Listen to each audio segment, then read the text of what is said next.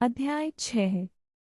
Track में घिनौने shock absorber थे और यह घिनौने कोबलस्टोन फुटपाथ पर बहुत महसूस हुआ।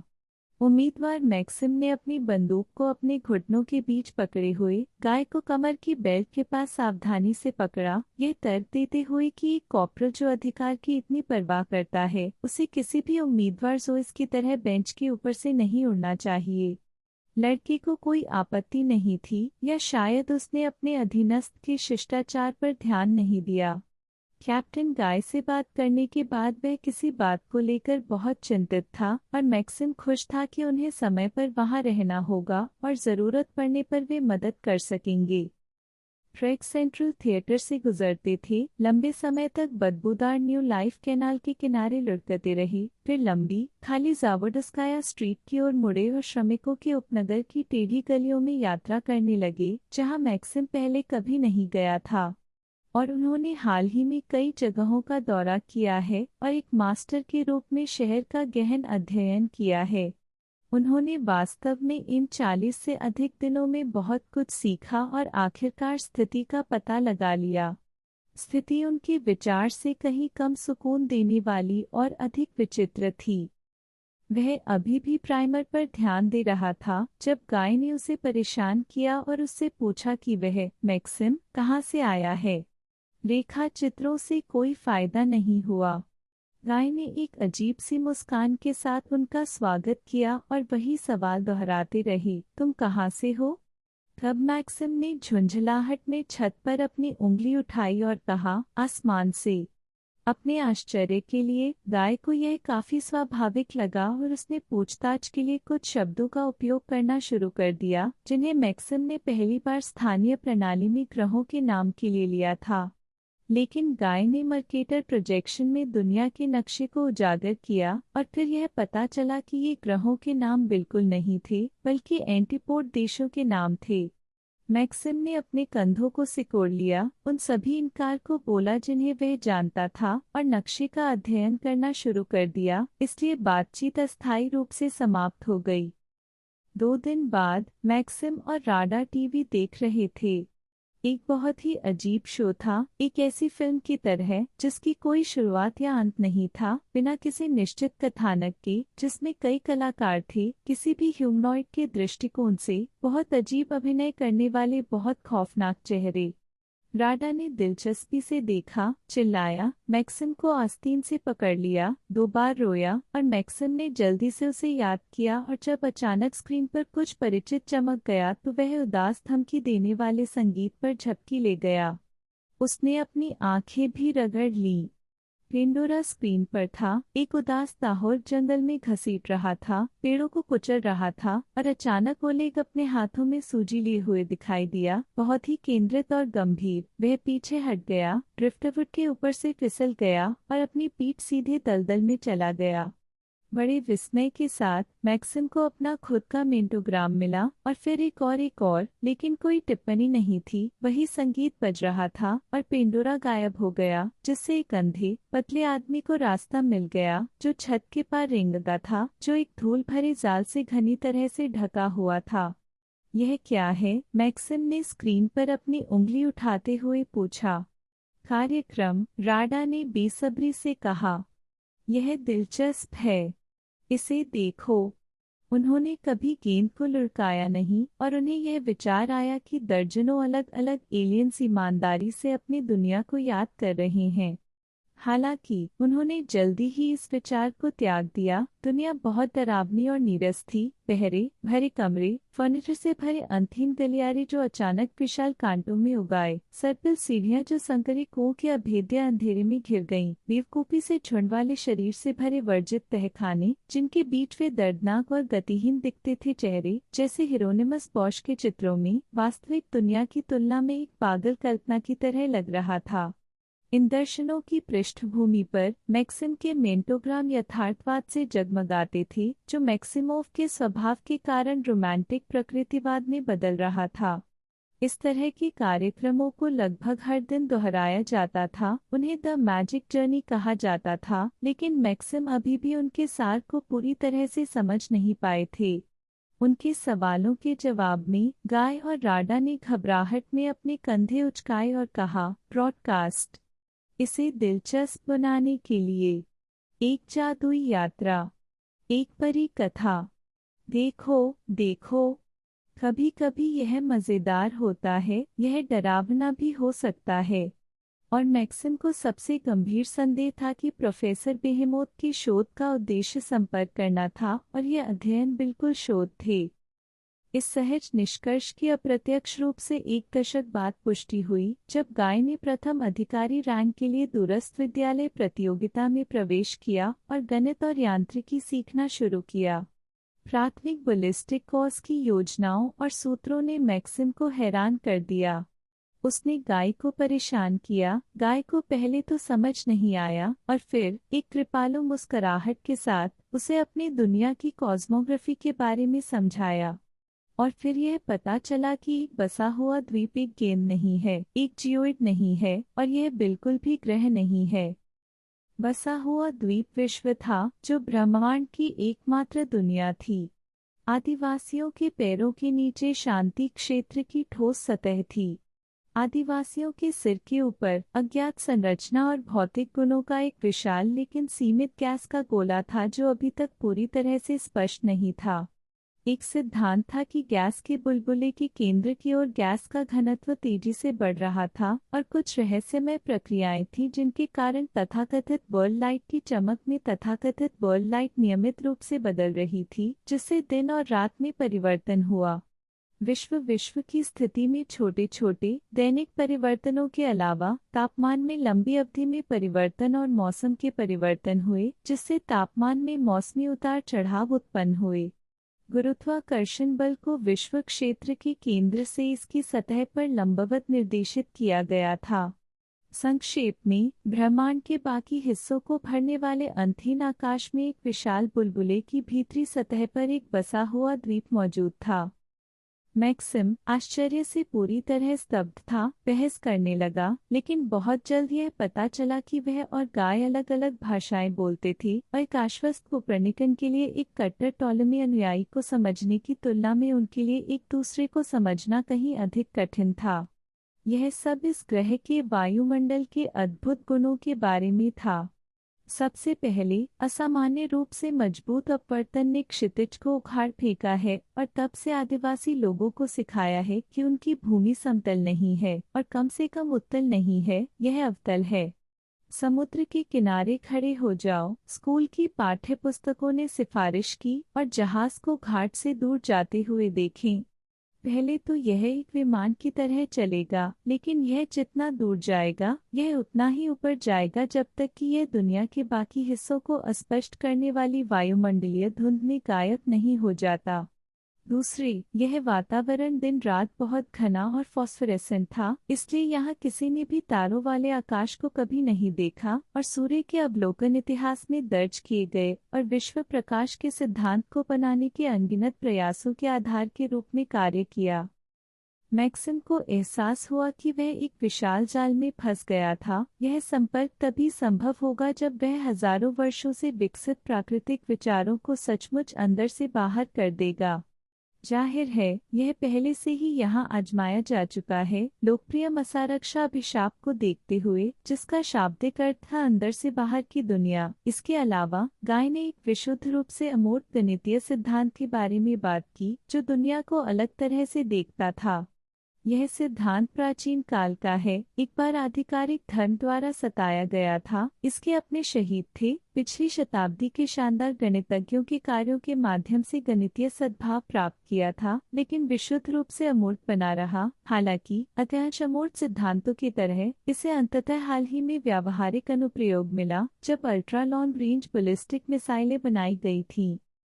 वह जो कुछ भी जानता था उस पर विचार करने और उसकी तुलना करने के बाद मैक्सिम को एहसास हुआ, सबसे पहले, कि वह इस पूरे समय यहाँ पागल दिख रहा था। यह कोई आश्चर्य की बात नहीं थी कि उसके मेंटोग्राम को स्किज़ोइड मैजिक जर्नी में शामिल किया गया था। दूसरे, उन्होंने महसूस किया कि अगर वह बेहेमोथ नहीं लौटना चाहते हैं तो फिलहाल उन्हें अपने विदेशी मूल के बारे में चुप रहना चाहिए। इसका मतलब यह था कि बसा हुआ द्वीप उसकी सहायता के लिए नहीं आएगा, कि वह केवल खुद पर भरोसा कर सकता था कि नल ट्रांसमीटर का निर्माण अनिश्चित काल के लिए स्थगित किया जा रहा था और वह खुद शायद लंबे समय से यहाँ फंस गया था, शायद नरक्ष हमेशा के लिए। स्थिति की निराशा ने उसके पैरों से लगभग खटखटाया, लेकिन उसने अपने दांत जकड़ लिए और खुद को तार्किक रूप से सोचने के लिए मजबूर कर दिया। माँ को मुश्किल दौर से गुजरना पड़ेगा। वह बहुत बीमार महसूस करेगी और केवल यही विचार किसी को भी तार्किक रूप से सोचने से हतोत्साहित करता है। अगर वह सही नहीं होता तो यह औसत दर्जे की बंद दुनिया। लेकिन मेरे पास केवल दो विकल्प हैं, या तो असंभव के लिए तरसना और अपनी कोहनी को शक्तिहीन रूप से काटना, या खुद को एक साथ खींचकर जीना।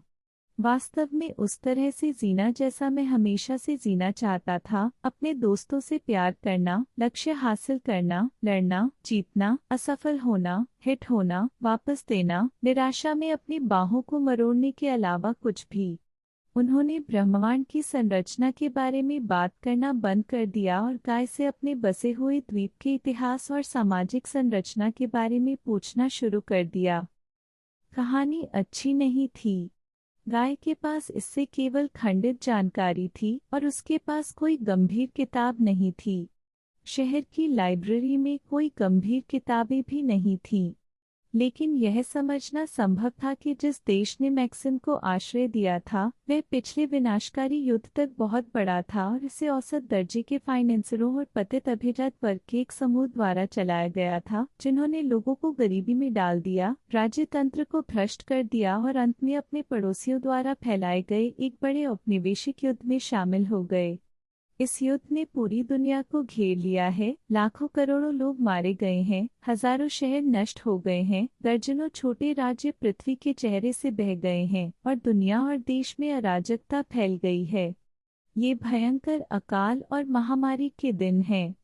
मुट्ठी भर शोषकों ने परमाणु हथियारों के साथ लोकप्रिय विद्रोह के प्रयासों को दबा दिया।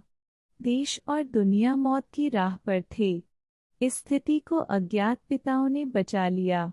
जाहिर है यह युवा जनरल स्टाफ अधिकारियों का एक गुमनाम समूह था, जिसने एक दिन केवल 2 डिवीजनों के साथ परमाणु मांस ग्राइंडर में भेजे जाने से बहुत दुखी होकर तख्तापलट किया और सत्ता पर कब्जा कर लिया। यह 24 साल पहले हुआ था।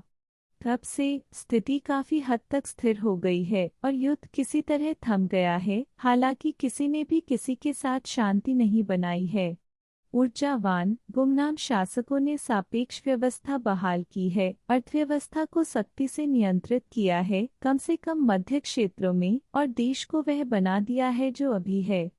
जीवन स्तर में बहुत वृद्धि हुई है, जीवन एक शांतिपूर्ण दौर में प्रवेश कर गया है, सार्वजनिक नैतिकता इतिहास में अभूतपूर्व ऊंचाइयों तक पहुंच गई है और सामान्य तौर पर सब कुछ अच्छा हो गया है। मैक्सिम ने महसूस किया कि देश का राजनीतिक ढांचा आदर्श से बहुत दूर है और यह एक तरह की सैन्य तानाशाही है। हालांकि यह स्पष्ट था कि अननोन फादर्स बेहद लोकप्रिय थे और जीवन के सभी क्षेत्रों में।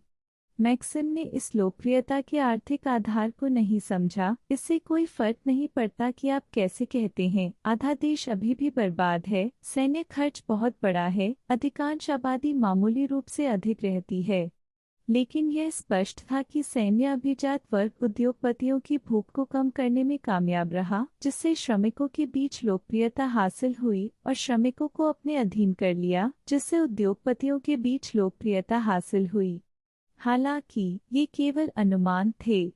उदाहरण के लिए गाय के लिए इस सवाल का यह दृष्टिकोण बिल्कुल अजीब लग रहा था। समाज उसके लिए एक ही जीव था, वह सामाजिक समूहों के बीच विरोधाभासों की कल्पना नहीं कर सकता था।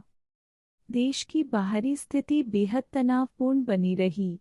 इसके उत्तर में 2 बड़े राज्य थे, होंटी और पांड्या, जो या तो प्रांत या उपनिवेश थे।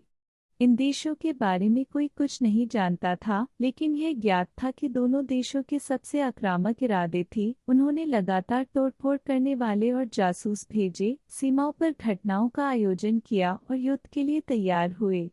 इस युद्ध का उद्देश्य गाय के लिए अस्पष्ट था और उसने कभी भी उससे यह सवाल नहीं पूछा। उत्तर में दुश्मन थे और उन्होंने एजेंटों के साथ मिलकर मौत तक लड़ाई लड़ी और यही उनके लिए काफी था।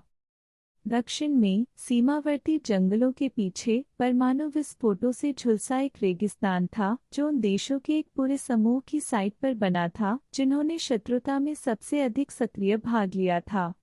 इन लाखों वर्ग किलोमीटर में क्या हो रहा है इसके बारे में कुछ भी नहीं पता था और किसी को भी इसमें दिलचस्पी नहीं थी।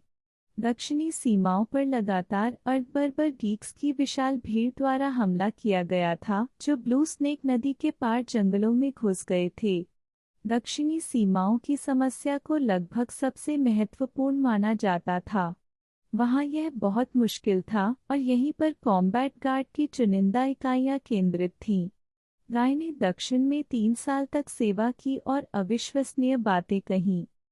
ग्रह के एकमात्र महाद्वीप के दूसरे छोर पर रेगिस्तान के दक्षिण में कुछ राज्य भी बच गए होंगे लेकिन उन्होंने खुद को महसूस नहीं किया। दूसरी ओर तथाकथित द्वीप साम्राज्य जो दूसरे गोलार्ध के 2 शक्तिशाली द्वीप समूहों पर बसा था लगातार और अप्रिय रूप से खुद को महसूस करता था। महासागर उसके थे।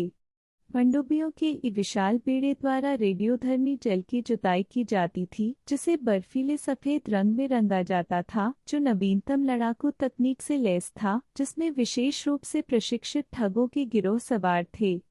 भूतों की तरह डरावनी सफेद पनडुब्बियों ने तटीय क्षेत्रों को अत्यधिक तनाव में रखा, अकारण बमबारी की और समुद्री डाकू सैनिकों को उतारा।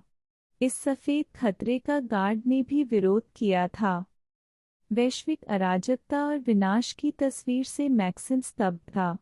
उसके सामने एक दफन ग्रह था, एक ऐसा ग्रह जो मुश्किल से बुद्धिमान जीवन का घर था और यह जीवन किसी भी समय पूरी तरह से समाप्त होने के लिए तैयार था।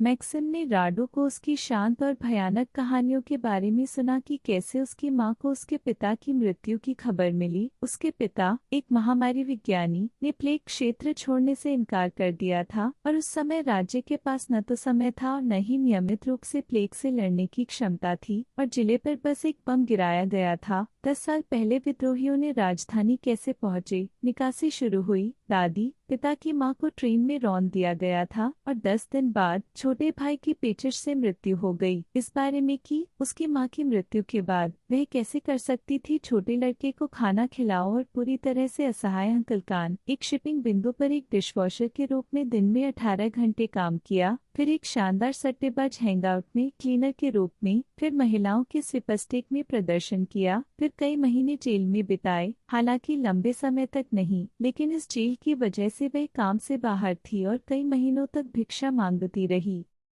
मैक्सिम ने अंकल कान की बात सुनी जो कभी एक प्रमुख वैज्ञानिक थे, कैसे युद्ध के पहले वर्ष में विज्ञान एकेडमी को समाप्त कर दिया गया था और बटालियन का गठन महामहिम एकेडमी द्वारा किया गया था, कैसे एक विकासवादी सिद्धांत के निर्माता पागल हो गए और काल के दौरान खुद को फांसी पर लटका लिया, कैसे उन्होंने गोंद से सूप बनाया, वॉलपेपर को खुरच दिया, कैसे एक भूखी भीड़ ने प्राणी संग्रहालय को नष्ट कर दिया और भोजन के लिए मादक दवाओं को जब्त कर लिया।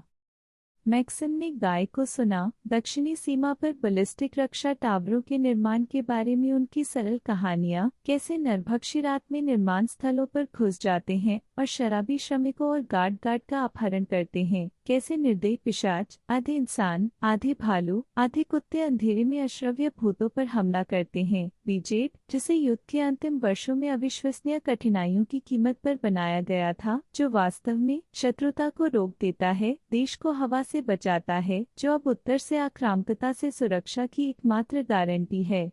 और ये कमीने परावर्तन टावरों पर हमला करते हैं। भ्रष्ट कमीने महिलाओं और बच्चों के हथियारों को होंटी और पांडे द्वारा गंदे पैसे से खरीदा गया। गीक्स, मैल किसी भी पाइट पाइपर से भी बदतर।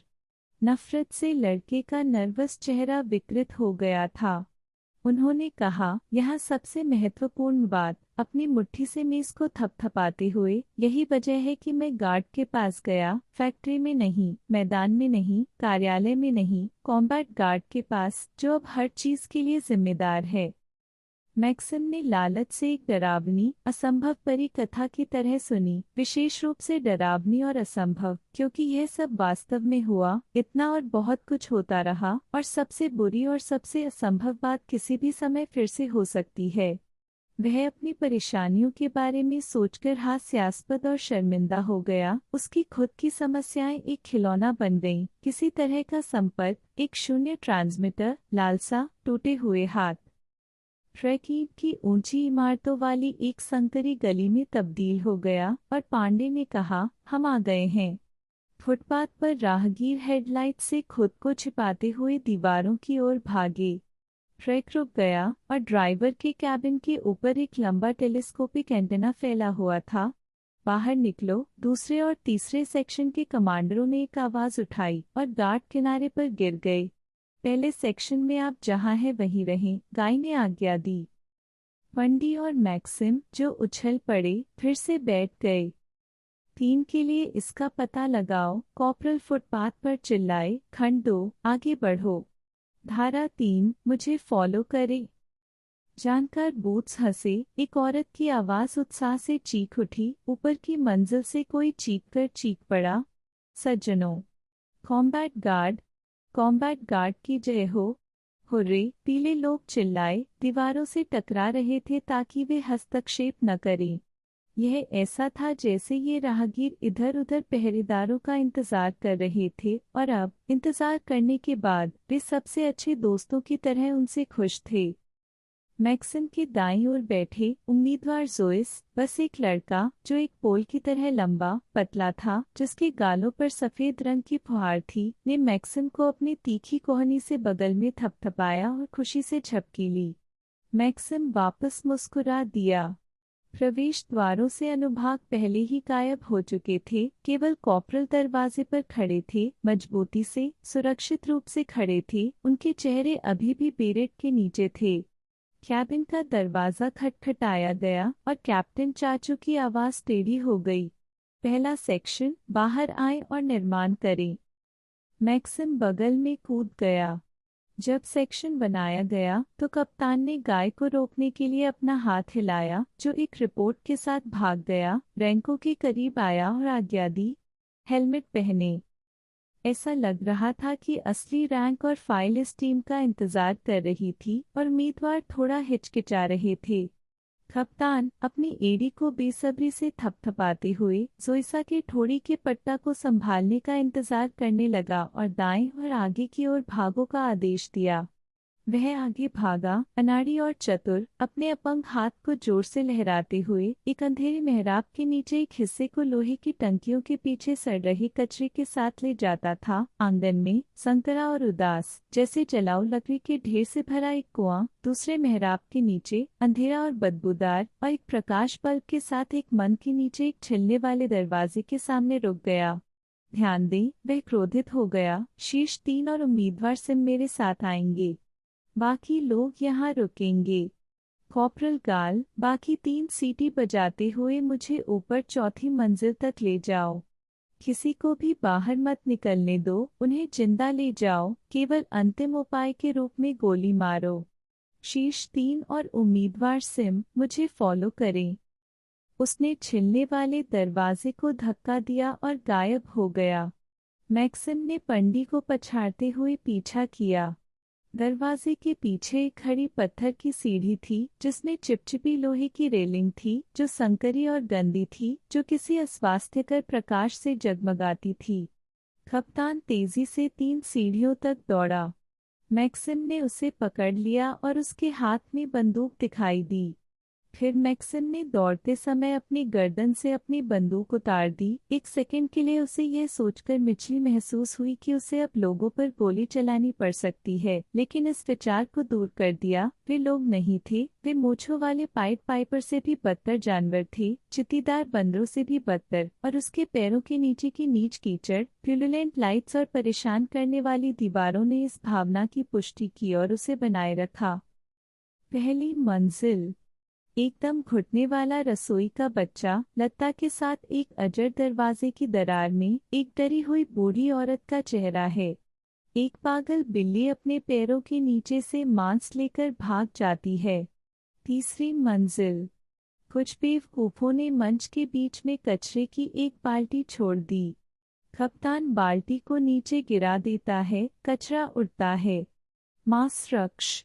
नीचे से पंडी गुर आता है। लड़का और लड़की एक दूसरे को गले लगाते हैं और एक अंधेरे कोने में झपकी लेते हैं। उनके चेहरे भयभीत और आनंदित हो जाते हैं। बाहर निकलो, नीचे, कप्तान भागते हुए चिल्लाता है। चौथी मंजिल। छिलके वाले ऑयल पेंट वाला एक बदसूरत भूरा दरवाजा, एक खरोंच वाली टिन प्लेट जो कहती है बोबी डेंटिस्ट। किसी भी समय रिसेप्शन। दरवाजे के बाहर कोई बहुत देर तक चिल्ला रहा है।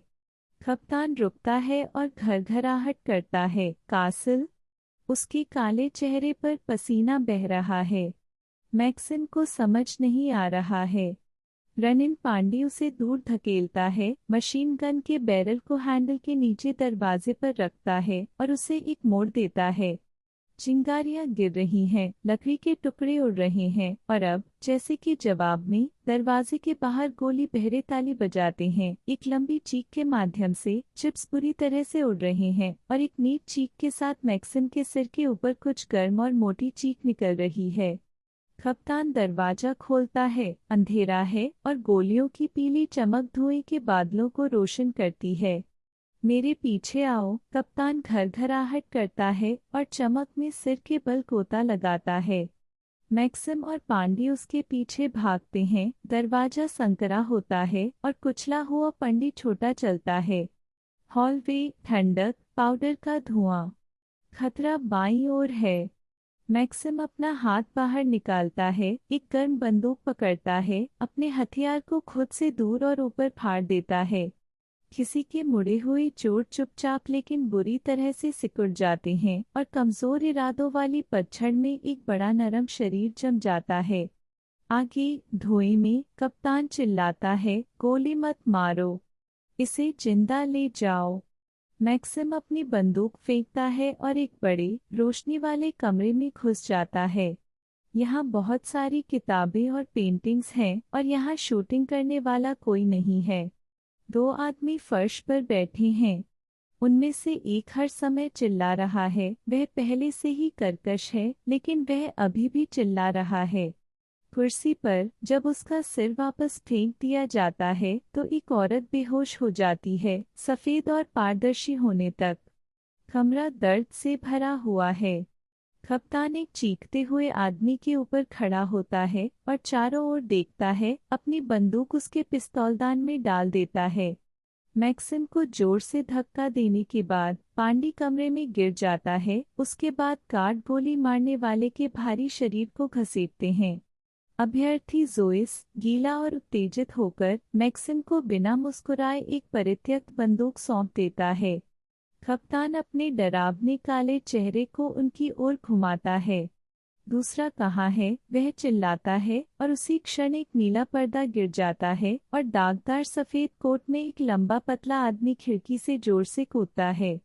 एक अंधे आदमी की तरह वह कप्तान के पास जाता है, धीरे धीरे 2 विशाल पिस्तौल को कांच के स्तर तक उठाता है, जिससे उसकी आंखों में दर्द होता है।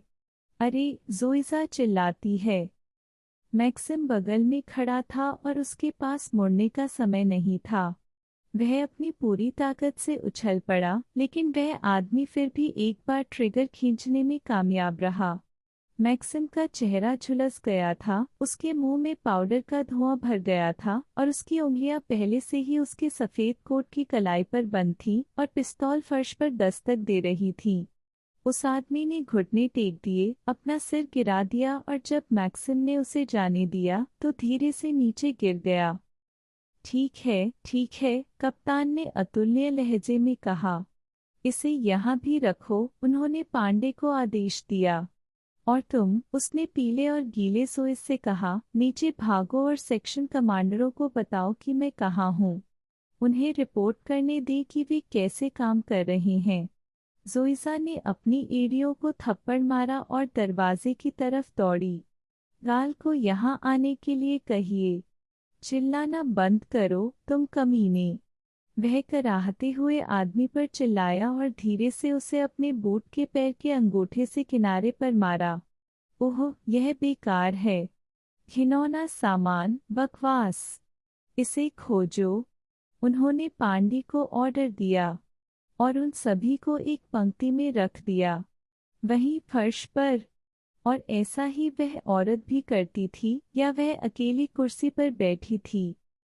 मैक्सिम उस महिला के पास पहुंचा, उसे सावधानी से उठाया और उसे बिस्तर पर ले गया। उसका दिल मंद हो गया था। उसे ऐसी उम्मीद नहीं थी। अब उसे पता भी नहीं था कि उसे क्या उम्मीद है। पीले, नफरत वाले नुकीले, एक शातिर चीख, जीवन और मृत्यु के लिए एक भयंकर लड़ाई। उसके पास अपनी भावनाओं की तुलना करने के लिए कुछ भी नहीं था, लेकिन किसी कारण से उसे याद आया कि कैसे उसने एक बार एक ताहौर को गोली मारी थी और कैसे यह विशाल, दुर्जय और निर्दयी जानवर, अफवाहों के अनुसार, एक टूटी हुई रीढ़ के साथ एक विशाल छेद में गिर गया, धीरे से रोया, स्पष्ट रूप से, और मौत में कुछ गुनगुनाया। उम्मीदवार सिम, कप्तान को टेढ़ा किया, मैंने आदेश दिया, फर्श पर। उसने अपनी भयानक पारदर्शी आंखों से मैक्सिम की ओर देखा। उसके होठों में ऐंठन लग रही थी और मैक्सिम को एहसास हुआ कि यहाँ न्याय करना और यह निर्धारित करना उसके बस की बात नहीं है कि सही और गलत क्या है। वह अभी भी एक अजनबी है, वह अभी तक उनकी नफरत और उनके प्यार को नहीं जानता है। उसने उस महिला को उठाया और उसे उस अधिक वजन वाले आदमी के बगल में रख दिया जो दालान में शूटिंग कर रहा था। फंडी और दूसरे गार्ड्समैन ने पूरी लगन से कैदियों की जेबें निकाल दीं और गिरफ्तार किए गए लोगों की याददाश्त कम थी। उनमें से सभी 5। कप्तान अपनी कुर्सी पर बैठ गया, अपनी टोपी मेज पर फेंक दी, एक सिगरेट जलाई और अपनी उंगली से मैक्सिम को फुसलाया। मैक्सिम आया, ब्रावो अपनी एड़ियों को तड़क रहा था। तुमने बंदूक क्यों गिरा दी? कप्तान ने धीरे से पूछा। आपने मुझे शूटिंग नहीं करने के लिए कहा था, श्रीमान कैप्टन। यह सही है। आपने मुझे गोली नहीं चलाने के लिए कहा था, श्रीमान कैप्टन। कप्तान ने अपनी आंखें मूंद ली और छत में धुआं उड़ा दिया। तो अगर मैंने तुमसे न बोलने के लिए कहा, तो क्या तुम अपनी जीभ काट दोगे? मैक्सिम चुप रहा। उसे बातचीत पसंद नहीं आई, लेकिन उसे गाय के निर्देश बहुत अच्छे से याद थे। पिता कौन है? कैप्टन ने पूछा। परमाणु भौतिक विज्ञानी, मिस्टर कैप्टन। जिंदा है। यह सही है, श्रीमान कैप्टन। कप्तान ने अपनी सिगरेट अपने मुंह से निकाली और मैक्सिम की ओर देखा। वह कहाँ है? मैक्सिम को एहसास हुआ कि वह धुंधला हो गया था। दूर जाना जरूरी था। मुझे नहीं पता, श्रीमान कैप्टन। असल में मुझे याद नहीं है। हालांकि आपको याद है कि वह एक परमाणु वैज्ञानिक हैं। आपको और क्या याद है? मुझे नहीं पता, श्रीमान कैप्टन। मुझे बहुत सी चीजें याद हैं, लेकिन कॉर्पोरल गाल को लगता है कि यह एक छोटी याद है। दालान में जल्दबाजी के कदमों की आवाज सुनाई दे रही थी और गाय कमरे में आया और कप्तान के सामने फैला हुआ था। कप्तान ने कहा, इन आधी लाशों की देखभाल करो, कॉर्पोरल। कप्तान ने कहा, क्या पर्याप्त हथकड़ियां हैं? गाय ने गिरफ्तार किए गए लोगों को अपने कंधे पर देखा। आपकी अनुमति से, श्रीमान कैप्टन, हमें दूसरे सेक्शन में एक चोरी लेनी होगी। इसके लिए जाएं। गाय बाहर भाग गया और उसके जूते पहले से ही दालान में फिर से पेट भर रहे थे। सेक्शन कमांडर सामने आए और बताया कि ऑपरेशन सफल रहा। 2 संदिग्धों को पहले ही पकड़ लिया गया था और निवासी, हमेशा की तरह, सक्रिय रूप से सहायता कर रहे थे। कप्तान ने जल्द से जल्द काम खत्म करने का आदेश दिया और फिर पासवर्ड शब्दतुंबा मुख्यालय को सौंप दिया। जब सेक्शन कमांडर चले गए तो उन्होंने एक नई सिगरेट जलाई और कुछ देर तक चुप रहे, गार्ड को अलमारियों से किताबें निकालते, उन्हें पलटते और उन्हें बिस्तर पर फेंकते हुए देखते रहे। फंडी, उन्होंने धीरे से कहा, तस्वीरें ले लो, लेकिन इससे सावधान रहें, इसे खराब न करें, मैं इसे अपने लिए ले जाऊंगा। फिर उसने फिर से मैक्सिम की ओर रुख किया। आप इसे कैसे ढूंढते हैं? उन्होंने पूछा। मैक्सिम ने उसे देखा। तस्वीर में समुद्र का किनारा, बिना क्षितिज के पानी की एक ऊंची दूरी, शाम और समुद्र से बाहर आती एक औरत को दिखाया गया था। हवा, यह ताज़ा है। औरत ठंडी है। मैक्सिम ने कहा, अच्छी तस्वीर है श्रीमान कैप्टन। मैक्सिम ने कहा, क्या आप जगहों के बारे में जानते हैं? बिल्कुल नहीं। मैंने इस समुद्र को पहले कभी नहीं देखा। आपने कौन सा देखा? बिल्कुल अलग श्रीमान कैप्टन। लेकिन यह एक झूठी याद है। बकवास है। यह एक ही बात है। लेकिन तुम किनारे से नहीं बल्कि पुल से देख रहे थे और तुम्हारे नीचे एक सफेद डेक था और तुम्हारे पीछे स्टर्न पर एक और पुल था जो केवल नीचे था। और किनारे पर यह औरत नहीं थी, यह एक टैंक था और आप इसे टावर के नीचे इशारा कर रहे थे। क्या आप जानते हैं पिल्ला, एक डिस्क को एक टावर के नीचे गिरते हुए देखना कैसा लगता है? मांस रक्ष, उसने फुसफुसाया और अपने सिगरेट के बट को टेबल से कुचल दिया। मुझे समझ नहीं आया, मैक्सिम ने ठंडे ढंग से कहा। मैंने अपने जीवन में कभी भी किसी भी चीज का नेतृत्व नहीं किया। आपको कैसे पता चलेगा? आपको कुछ भी याद नहीं है, कैंडिडेट सिम। मुझे याद है कि मैंने इसका सुझाव नहीं दिया था श्रीमान कैप्टन। मुझे याद है कि मैंने आपको नहीं बताया था श्रीमान कैप्टन। और मुझे नहीं पता कि आप किस बारे में बात कर रहे हैं। राय दो उम्मीदवारों के साथ अंदर आया। उन्होंने बंदियों को भारी हथकड़ी लगानी शुरू कर दी। लोग भी, कप्तान ने अचानक कहा। उनकी पत्नियां हैं, उनके बच्चे हैं। वे किसी से प्यार करते थे, कोई उनसे प्यार करता था। उन्होंने स्पष्ट रूप से मजाक में कहा, लेकिन मैक्सिम ने वही कहा जो उन्होंने सोचा था। हाँ श्रीमान कैप्टन, पता चलता है कि वे भी लोग हैं। क्या आपको इसकी उम्मीद नहीं थी? हाँ श्रीमान कैप्टन, मैं कुछ अलग होने की उम्मीद कर रहा था। उसकी आंख के कोने से बाहर वह गाय को डर के मारे उसकी ओर देख रहा था। लेकिन वह झूठ बोलते हुए उल्टी से थक गया था और उसने आगे कहा, मुझे लगा कि वे सच में गीक्स हैं। नंगे, चित्तीदार जानवरों की तरह। नग्न चित्तीदार मोरग, कप्तान ने जोर जोर से कहा। गाँव, आप दक्षिण में नहीं हैं। वे यहाँ के लोगों की तरह हैं। दयालु लोग जिन्हें बहुत उत्साहित होने पर बेताब सिरदर्द होता है। परमेश्वर शेल्फ को चिन्हित कर रहा है। जब आप उत्तेजित होते हैं तो क्या आपको सिरदर्द नहीं होता है? उन्होंने अनपेक्षित रूप से पूछा। मैक्सिम ने कहा, मुझे कभी दर्द नहीं होता श्रीमान कैप्टन। मैक्सिम ने कहा, क्या आपको कोई दर्द है? क्या? ओह! मैक्सिम ने कहा, आपका लहजा बहुत चिढ़ गया है कि मैंने सोचा। श्रीमान कैप्टन, लड़का तेज आवाज में चिल्लाया। मुझे रिपोर्ट करने दो। गिरफ्तार किए गए लोगों को होश आ गया है। कप्तान ने उसकी ओर देखा और मुस्कुरा दिया। चिंता मत करो कॉर्पोरल, आपका बॉयफ्रेंड आज एक सच्चा गार्ड्समैन साबित हुआ। अगर यह उनके लिए नहीं होता तो कैप्टन चाचू अभी अपने सिर में गोली लिए इधर उधर लेटे होते। उन्होंने तीसरी सिगरेट जलाई, छत की ओर देखा और धुएं की एक मोटी धारा को बाहर निकाला। आपको सूंघने की अच्छी समझ है कॉर्पोरल। कम से कम अब मैं इस जवान आदमी को एक वास्तविक साधारण आदमी बना दूंगा। मांस रक्ष, मैं उसे एक अफसर बना दूंगा। उनकी ब्रिगेडियर की आते हैं, उन्हें अधिकारियों से सवाल पूछना बहुत पसंद है। लेकिन मैं अब आपको अच्छी तरह समझता हूँ कॉर्पोरल। आपकी रिपोर्ट अच्छी तरह से स्थापित थी। तो चलिए उनके अफसर बनने का इंतजार करते हैं। कप्तान उठे, जोर से चलते हुए मेज के चारों ओर घूमे और मैक्सिम के सामने रुक गए। हम अभी के लिए उसे वास्तविक रैंक और फाइल में पेश भी नहीं करेंगे। वो एक अच्छे फाइटर हैं, लेकिन वो अभी भी एक चूसने वाले एक गांव हैं। हम उनका पालन पोषण करने जा रहे हैं।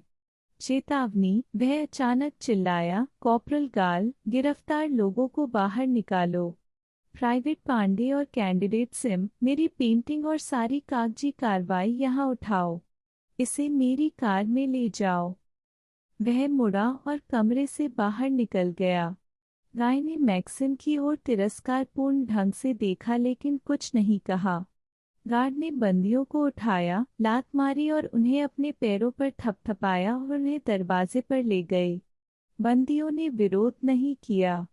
वे रुई की तरह थे, वे डगमगा रहे थे, उनके पैर मुड़े हुए थे। दालान में गोली चलाने वाला अधिक वजन वाला आदमी जोर जोर से कराहता था और फुसफुसाता था। उस औरत ने चुपचाप अपने होठों को हिलाया। उसकी आंखें अजीब तरह से चमक रही थीं।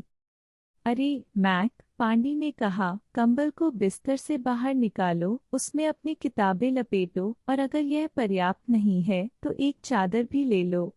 जब आप इसे एक साथ रख दें तो इसे नीचे खींचे और मैं तस्वीर ले जाऊंगा। बंदूक मत भूलना, बेवकूफ सिर। आपको क्या लगता है कि मिस्टर कैप्टन आप पर निर्भर हैं? आपने बंदूक गिरा दी। आप अपनी बंदूक कैसे गिरा सकते हैं?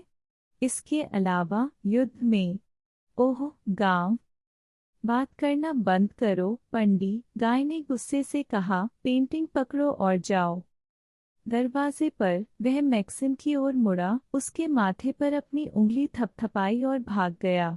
आप मंडी को सीढ़ियों से नीचे जाते हुए कैलम डाउन मॉम गाते हुए सुन सकते थे। मैक्सिम ने आहें भरी, मशीन को टेबल पर रख दिया और उन किताबों के ढेर पर चली गई जो बिस्तर पर और फर्श पर ढेर थीं। अचानक उसे यह एहसास हुआ कि उसने लाइब्रेरी के अलावा यहाँ इतनी सारी किताबें कभी नहीं देखी थीं। बेशक किताबों की दुकानों में और भी किताबें थीं, लेकिन केवल मात्रा के संदर्भ में, शीर्षक के आधार पर नहीं। किताबें पुरानी थीं, जिनमें पीले पन्ने थे। कुछ थोड़ी जल गई थीं और कुछ, मैक्सिम के आश्चर्य के कारण, काफी रेडियोधर्मी थीं। उन्हें ठीक से देखने का समय नहीं था। मैक्सिम ने जल्दी से साफ सुथरे पैक कंबल पर रख दिए और केवल सुर्खियां पढ़ी।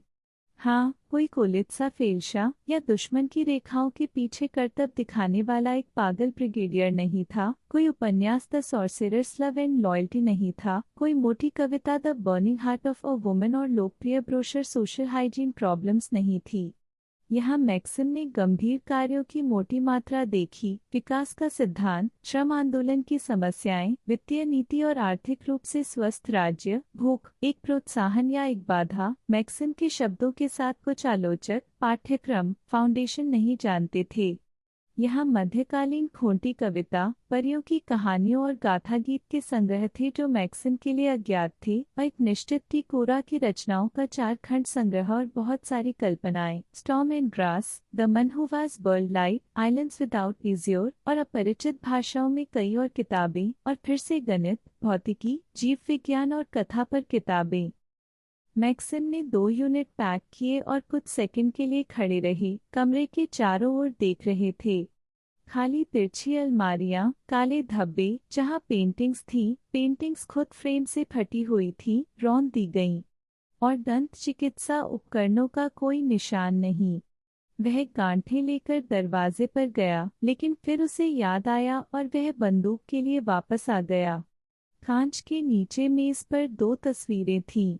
एक पर वह बहुत पारदर्शी औरत है और उसके घुटनों पर लगभग 4 साल का एक लड़का है जिसका मुंह विस्मय में खुला हुआ है, और वह औरत जवान, संतुष्ट, गर्वित है। दूसरी तस्वीर में पहाड़ों में एक सुंदर क्षेत्र, पेड़ों के काले गुच्छे, एक पुराना जीर्ण टावर दिखाया गया है। मैक्सिम ने बंदूक को अपनी पीठ के पीछे फेंक दिया और गांठों पर लौट आया।